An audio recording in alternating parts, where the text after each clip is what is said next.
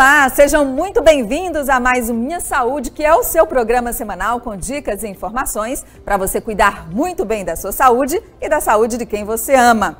Olha, e não esquece que esse e outros programas você também pode conferir lá no canal da Unimed Teresina no YouTube. Vai lá, curte, compartilha, está repleto de conteúdos incríveis sobre saúde e bem-estar.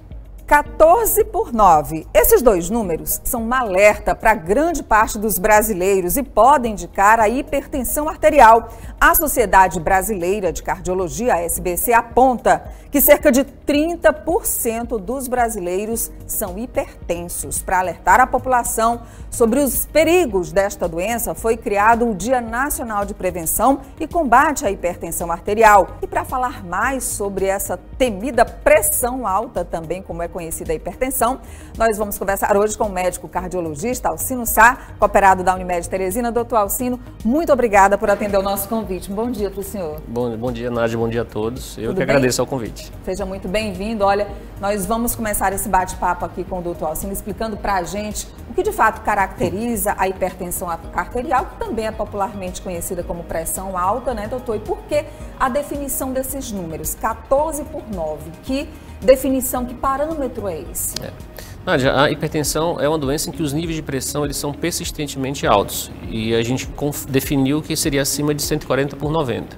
Mas a gente sabe que, por exemplo, níveis de pressão de 130, ele também aumenta o risco cardiovascular quando compara, por exemplo, a 120. Ou 130, você quer dizer 13, 12. 12, exatamente. Então, as curvas de dissociação, ou seja, a mortalidade, ela começa a aumentar a partir de 11,5 de pressão. Ou seja, quem tem 14 é pior do que quem tem 13, que é pior do que quem tem 12, via de regra. Então, mais 14 é o número que a gente definiu para que a gente possa, a partir daí, definir uma conduta para o paciente no longo prazo. Doutor Alcino, quem sofre de pressão alta tem algum sintoma? A hipertensão é uma doença assintomática. Na grande maioria das vezes, é uma doença que acomete a pessoa ao longo da vida e não tem nenhum problema aparente. Geralmente, ela pode causar sintomas quando está acima de 180, ou seja, 18/11. Aí já é bem alto. E aí já é um nível de pressão que a gente considera estágio 3 e podem ocorrer sintomas. Então, a sintomatologia relacionada a isso é dor de cabeça, mas uma dor de cabeça associada a náusea, vômitos, pode ter associada a um AVC, por exemplo, ou um infarto agudo do miocárdio, mas são ocorrências que são incomuns no sentido de que a grande maioria das manifestações ou da ocorrência da hipertensão ela é assintomática. Doutor Alcino, quais são as causas e também os fatores de risco para a hipertensão arterial? A hipertensão ela é uma doença que tem várias causas, na verdade, e muitas vezes difícil definição, o que levou a um aumento da pressão arterial de forma crônica. Em 90 a 95% das vezes a gente não sabe o motivo que leva à hipertensão, mas a gente sabe, por exemplo, fatores genéticos. Ou seja, se você tem pai ou mãe, ou os dois hipertensos, você tem uma chance muito maior de desenvolver hipertensão arterial. E fatores epigenéticos, que são fora da genética, por exemplo, hábitos e estilo de vida, consumo excessivo de sal, a obesidade, sedentarismo, são fatores que aumentam a ocorrência de hipertensão arterial.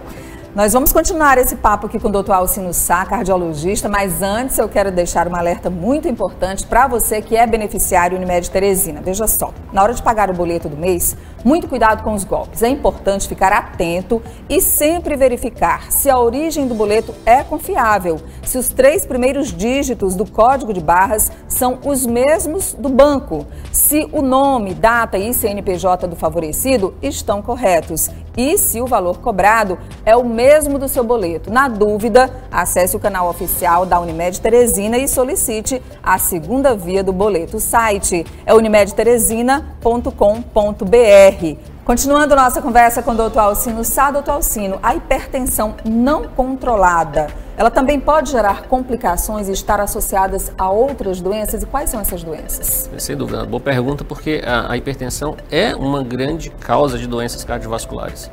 Por exemplo, a principal causa de AVC, acidente vascular cerebral, seja ele isquêmico ou hemorrágico.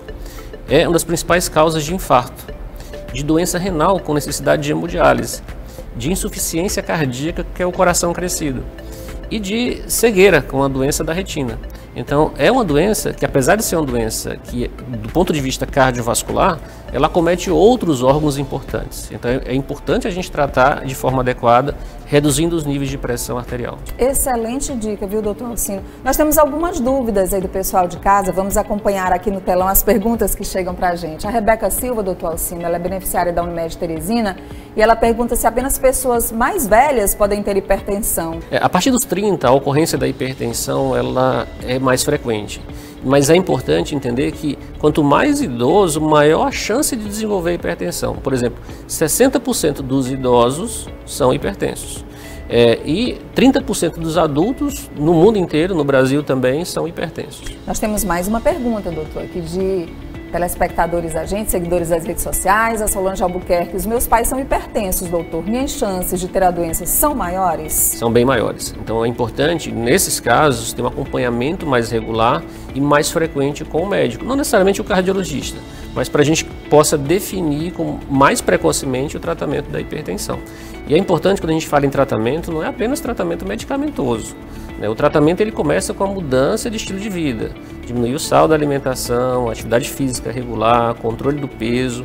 Isso tudo é importante, não apenas o tratamento com remédio. Gente, a gente fala tanto disso, né? Se as pessoas seguissem de verdade, se preocupassem mais nessas medidas preventivas, tudo seria mais fácil. A gente vê a quantidade de gente com hipertensão sem nem saber. Nós temos mais uma pergunta, doutor Alcino. Júnior Moura: quais atividades físicas são indicadas para os hipertensos? É interessante a gente entender que a atividade física ela pode variar em relação ao controle da pressão arterial. As atividades aeróbicas elas são importantes, mas atividades resistivas, como por exemplo a musculação, também é importante. Então a atividade física regular, 150 minutos pelo menos de atividade física toda semana e de moderada intensidade. O que é isso? É quando a pessoa ela fica moderadamente ofegante. Ou seja, aquela caminhada que se fica contemplando a paisagem, essa não é legal. É importante realmente você tem que botar o coração para dar botar o coração para acelerar um pouquinho. Ótima dica. Além da atividade física, a gente sabe que a alimentação também é fundamental para o controle da pressão. Então nós vamos assistir aqui no telão algumas dicas de alimentação para pessoas hipertensas. Quem fala pra gente é a nutricionista Ana Caroline, ela é do Núcleo de Atendimento Integral à Saúde, o NAS, da Unimed Teresina. Vamos acompanhar aqui, doutor Alcino. Oi, Nádia. Oi, doutor Alcino. Oi, pessoal que está assistindo também, né? Então, as pessoas obesas, elas têm predisposição maior a serem também hipertensas, a desenvolverem também outras doenças. Então, a gente está aqui falando principalmente da prevenção. Então, a prevenção número 1 da hipertensão é você manter o seu peso adequado para a sua altura, né? Então, você está no peso saudável. Você buscar também ter, assim, um percentual de massa magra bom. Então, a gente só consegue isso com uma boa alimentação e uma atividade física regular, tá? Inclusive, a gente tem muitos pacientes que a gente acompanha e que a gente observa o desmame dos antihipertensivos, né? Então, a pessoa ela consegue se livrar dos remédios quando ela vai aderindo a esses hábitos mais saudáveis, né? Então tem menos complicações, menos internações. Então o que é que eu preciso fazer? Na minha área, puxando como nutricionista, eu preciso erradicar da minha vida açúcar, trigo, alimentos processados, industrializados, refrigerante. Aí, meu Deus, a gente fica logo assim, não vou poder comer mais nada, né? Mas não, você vai poder comer tudo natural. Então, assim, buscar se alimentar de forma mais saudável quer dizer comer menos comida industrializada e comer mais comida de verdade. Então, aquela carnezinha de hambúrguer, aquele nuggets, também aquilo ali não é comida de verdade, tá bom? Então, se você modificar, se você controlar o seu peso, se você seguir uma alimentação saudável, tem essa possibilidade. Abriu o pacote já complicou a vida, viu, gente? Exatamente. Olha, tudo que tiver numa lata ou num saco plástico precisa tomar muito cuidado, porque uma das coisas relacionadas com a alimentação, além da questão do peso, é o sal. E o sal é o principal conservante dos alimentos. A OMS recomenda que a gente consuma, em geral, não apenas o hipertenso, 5 gramas de sal por dia. 5 gramas é o quê? É mais ou menos se você imaginar aquele sachê de sal, ali é 1 grama, aquele pequenininho que a gente pega nos supermercados, nos restaurantes. 5 gramas são 5 sachês daquele por dia.